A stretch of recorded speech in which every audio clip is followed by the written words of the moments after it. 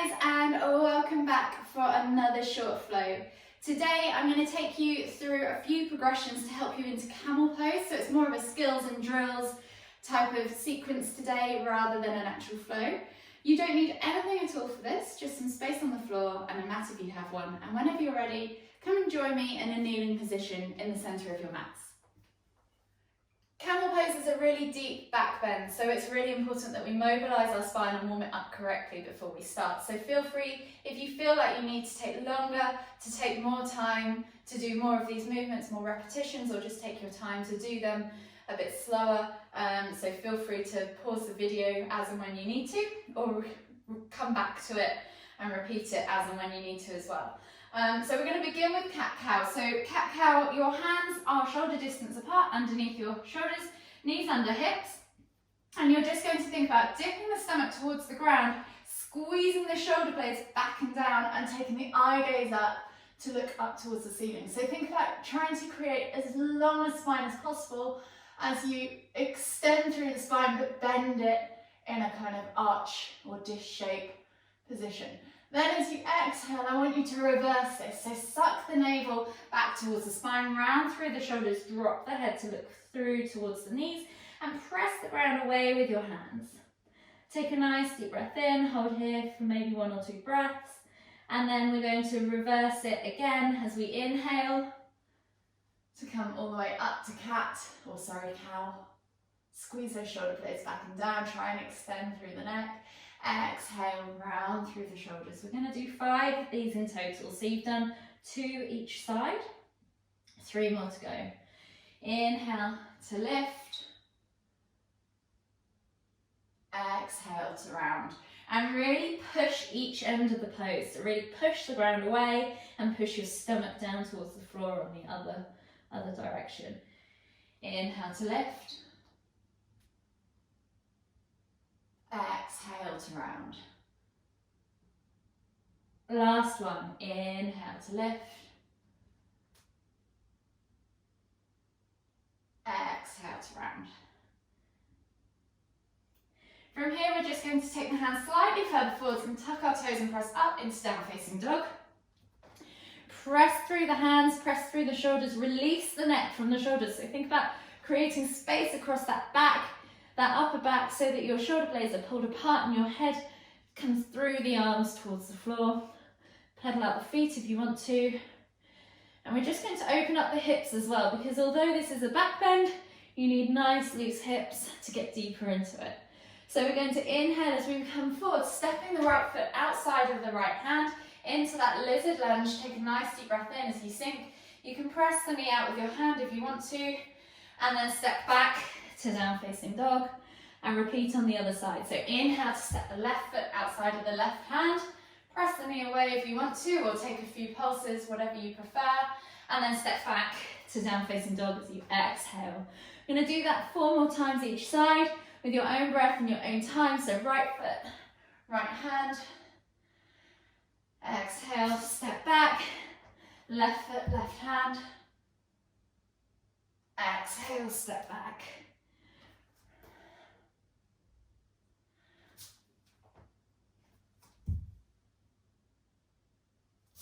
Two to go.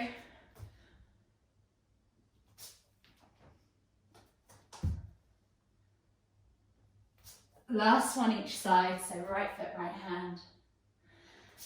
Exhale, step back, left foot, left hand.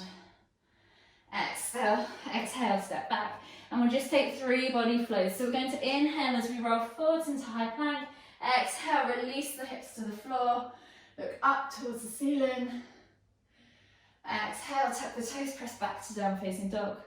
2 more. Inhale, roll forwards, drop the hips, look up towards the ceiling. Exhale, tuck the toes, press back to down facing dog. Last one. Inhale, roll forwards, drop the hips, look up towards the ceiling. Exhale as you press back to extended child's pose. Take a nice deep breath in as you reach the hands further forwards. And we're going to take this now into puppy pose. So if you come maybe a little bit further back on your mats, back into that extended child's pose position. There's sort of 3 different variations of this to get you into the full pose. Go to whichever one feels most comfortable for you without causing any pain. You should be on the edge of discomfort, but not painful. So option 1, extended child's pose, which is just simply reaching the hands forwards, sitting back on your heels and bringing your forehead to the floor. Option 2, you can take it a little bit further as you take the head to, so if you take the eye gaze to look forwards, lift up off the heels slightly and bring the chin to the floor. Take a couple of deep breaths here. No matter how far you can get, this is quite a nice one to warm up your back to get into full puppy pose.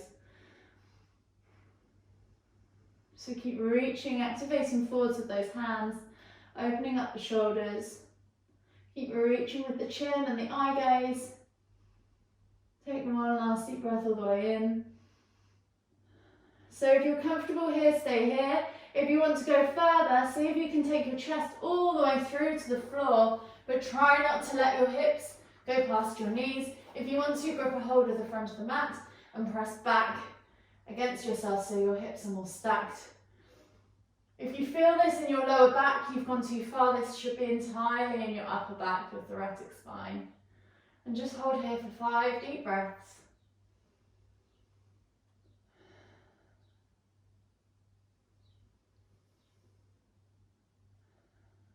Last deep breath all the way in. Exhale. And then slowly come back up onto your hands and knees. So from here, we're just going to do a few bow progressions to really start to warm up the spine, activate those core muscles that you're going to need for camel. So if you just come into a prone position on your mat, so stomachs on the floor, arms out in front of you, and we're just simply going to lift the feet and the thighs off the floor as we lift our chest and our arms off the floor as well. So inhale to lift, locust position. Exhale to lower. This time we're going to take our right hand to our right foot, keeping the left arm and leg long. We're going to inhale as we lift and kick into a half bow. Hold for 3, for 2, for 1. Exhale, release. Switch sides. So we're going to take our left hand back to our left ankle. And whenever you're ready, inhale to lift and kick, reaching up long with that right arm and leg into half bow on the other side. Exhale. We're going to confuse the bow now. So you're going to take the right hand through to the left foot and keep the left arm and right leg long. And just do exactly the same again. So inhale to lift and kick. Exhale to lower. Switch sides. Left hand goes to right foot, right arm, left leg go long. Inhale, lift and kick. Exhale to lower. And then we're going to take it through to full bow. So both hands back, same hand, same foot. Inhale to lift and kick. And really kick back into the hands to lift the upper body away from the floor. Exhale to lower. We're going to do that 2 more times. Inhale to lift and kick. Exhale to lower. Last one. Inhale, lift and kick. Exhale, lower. Slowly come back up onto your hands and knees. If you want to repeat any of those again, if you're wanting to get more warm in the back, I would take usually in a class a bit longer to do those things. So I would maybe do 3 of each of those variations of bow that we've just done. And then from here, I will teach you the variations of camel pose and the different stages.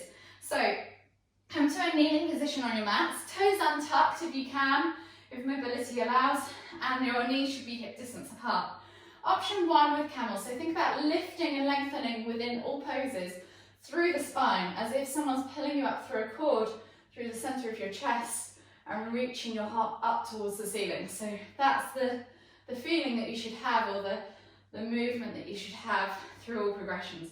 Option 1, take the hands to the back of your bum or your hips. You can place them either fingers down, fingers out, wherever you're comfortable. Just think about opening, rolling those shoulders back and opening up that chest. And as you inhale, lift through the chest and the heart up towards the ceiling as you take your eye gaze up and then back and over, pushing the hips forwards and coming through all the way with your head to look to the wall behind, but keep lifting through the heart. so that you're taking the pressure out of the lower back. Hold for 3, for 2, for 1, and then inhale as you come all the way back up. And we're going to do the hands now to the heels, so stage 2. So if you want to stay at stage 1, stay there. Stage 2 is to take your hands back to your heels. So take your hands all the way back, grab a hold of your heels, make sure your heels are in the palm of your hand, and then inhale as you press the hips forwards, lift through the heart, let the head hang, and try and find that nice 360 position with nice vertical thighs. Take a nice deep breath in, hold for 3, for 2, for 1, and then inhale to come all the way back up. Try and use your front body core muscles to lift yourself back up if you can. If you need to take a break at any point, come back down into child's pose and flex the spine in the opposite direction. So those are the most common variations of camel that you might find in most yoga poses, classes. If you want to take it further and start to progress your way to full camel, you can start to release the hands off the feet and use entirely your core muscles to take you up and back. So option 3 would be to slide one hand down the back of your leg, so towards your knee, and lift up with the other hand up and over as you reach back. So the key thing with this is to keep the hips shooting forwards, keep lifting through the chest up towards the ceiling, and then just see how far you can go. If this is as far as you can go, feel free. If you can take it all the way to the floor and tap your fingers and then come back up, you could do that too. And make sure you do the other side. So the other side, the exact same thing. Slide the hand down the back of the thigh. Inhale as you lift the other hand up towards the ceiling, and then exhale as you reach up and back. Tap the floor if you can, and then come back up and over. Try and keep those hips shooting forwards, keep those thighs nice and vertical. And again, don't forget to rest your spine in between each one. Take a nice child's pose if you need to. So again, with that one, I would do maybe 2, 3, maybe even 5 repetitions of that if you haven't done it before to get comfortable. And then you can start to take it further onto stage 4 if you can touch the ground. If you can't touch the ground, don't go further. Keep practicing until your fingertips can touch the ground. Once you've touched the ground, you can then remove the hand from the thigh as your guide hand. So you're going to really increase the usage of your upper body core, your glutes, and your back core muscles as well. So bring your hands to your heart, palms together. Keep lifting up again through the spine. So find that length and extension through the spine, because that's what's going to help you get a deeper back bend. And then inhale, exhale as you bend backwards. Look for the floor, and then take your hands all the way over. See if you can touch the floor, and then come all the way back up. So if you want to do that a few times, maybe hold for 2 or 3 breaths at the end, and then come back. Just get comfortable with each of the movements before you progress onto the next. Don't push it. Worst case scenario, if you're going to fall, you're just going to fall backwards onto the mat. So it's not too far a fall. So it's a lot of confidence with this pose as well, because it feels quite scary going backwards. So don't be surprised if you find that your confidence stops you from progressing further, because it's or prevents you progressing as fast as you want, because it is quite a scary, daunting pose to begin with. Once you've finished practicing, just make sure you relax off your lower back. So just come into an extended child's pose. Maybe not even extended child's pose, just let your hands rest either side of you. And take 5 to 10 breaths here to finish your practice.